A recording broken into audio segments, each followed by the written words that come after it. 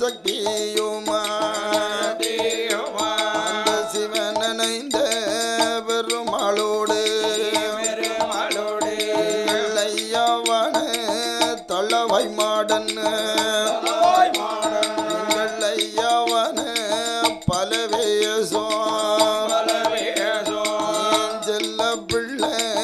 கருப்பனோடு ஆயிரத்தெட்டு தேவாதைக்கும்